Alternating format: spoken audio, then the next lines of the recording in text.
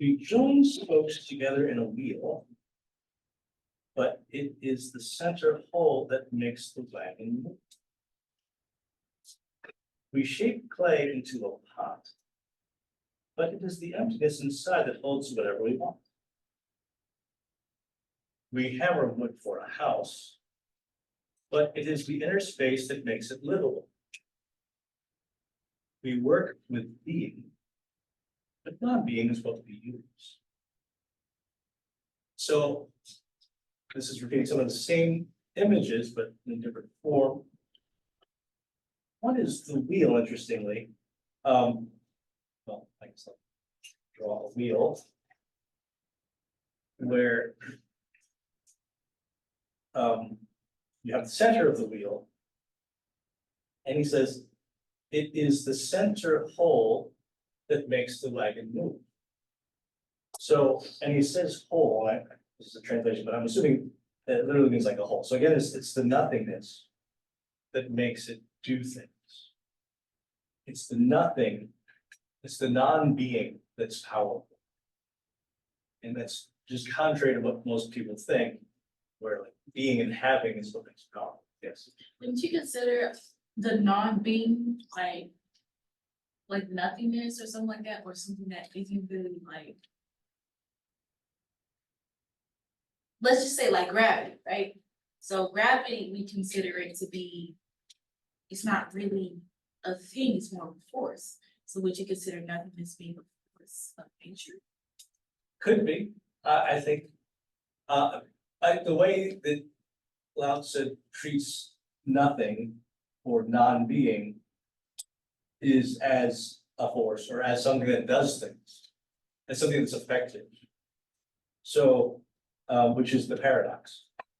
Like a paradox is like, to live, you must die. Like the opposite of what you think is what is real. Yeah, because gravity is considered like nothing.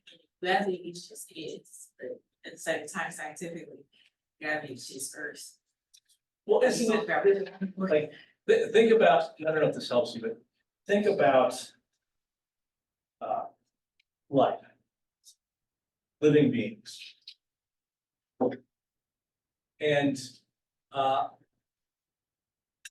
if you just leave living beings alone, let's say plants, insects, It still grows. they tend to reproduce, they tend to like flourish. And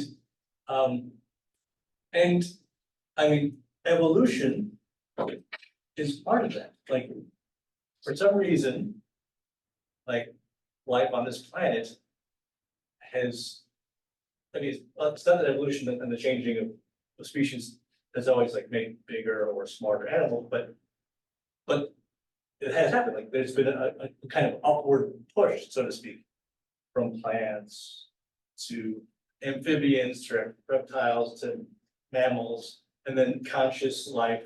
So would you consider their evolution of not really trying to change themselves, but like trying to force it just more, and they slowly evolve?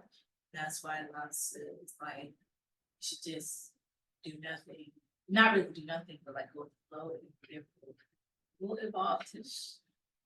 Yes, and I mean he wasn't thinking. He wasn't thinking about evolution, but I'm just saying like from a modern standpoint.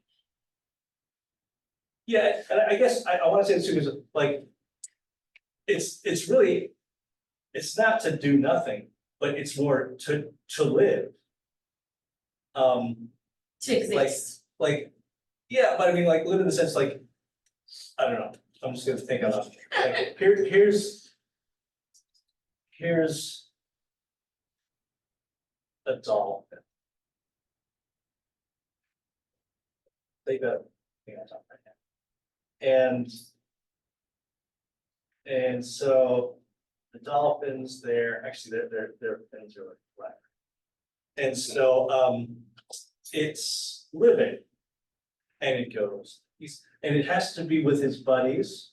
Like dolphins don't exist alone, they exist in community.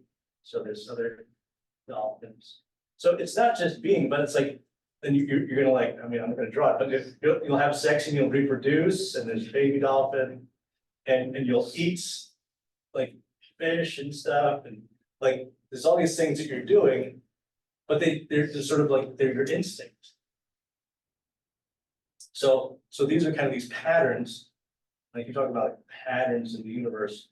So for non-rational animals, and I know like to some extent dolphins are rational, but non-language animals, their instinct is pretty much what they do.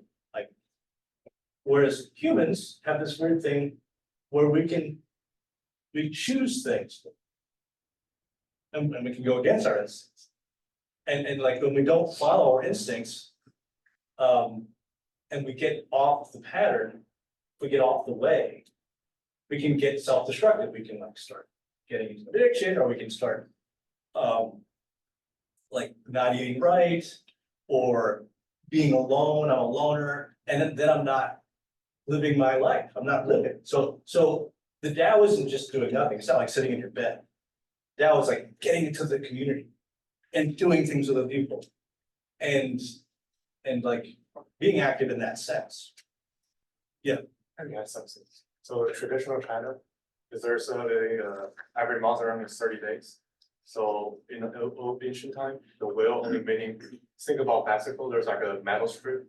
There are only 30 strip along joined to I just say coil, I don't know how you call that term. Okay. So basically saying like every day has to go in, you can't just stop moving. Maybe that's what I'm saying. I'm sorry. Where are the metal strips on I don't know how the term actually called, but think about the bicycle wheel. I call the metal strip going into a coil. But back in the old time, China had like 30 wood strip going to one coil. Is that for the wheel? I'm almost Build the wheel. in the wheel. Oh, okay. Old Asian time, there's only 30 days per month, and there's 30 strip. Right. So are you suggesting, and I'm just trying to follow you, Yubei, that like humans, like the Chinese tradition of making the wheels with 30 strips, is that what we're talking about? That like humans tend to build ourselves into nature. Like we have months which go by the moon. We have years which go by our rotating around the sun. And in a certain sense, animals do too, because animals have days like they, when what's it called when the sun gets black? When the eclipse happens, the animals think it's nighttime, so they start to go to bed. Like we're built into nature, and so humans also, like our artwork. When a human makes an artwork, a work of art, like a painting or a song, I mean, a good one is going to be built into nature. That it's going to like reflect nature, and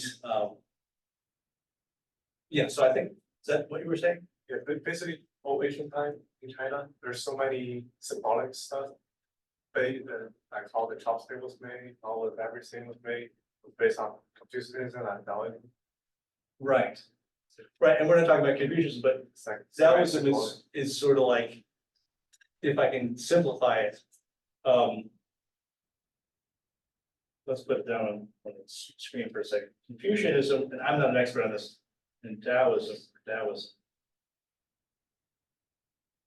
are sort of two sides of culture in China and in the East generally. And not that it's black and white, but this tends to be the more logic-based approach, and this tends to be the more holistic approach towards philosophy. Most Eastern cultures kind of balance out. Yeah, right, and both of them both have logic, obviously, but I mean, in general, these are like the two dominant philosophy of the East. So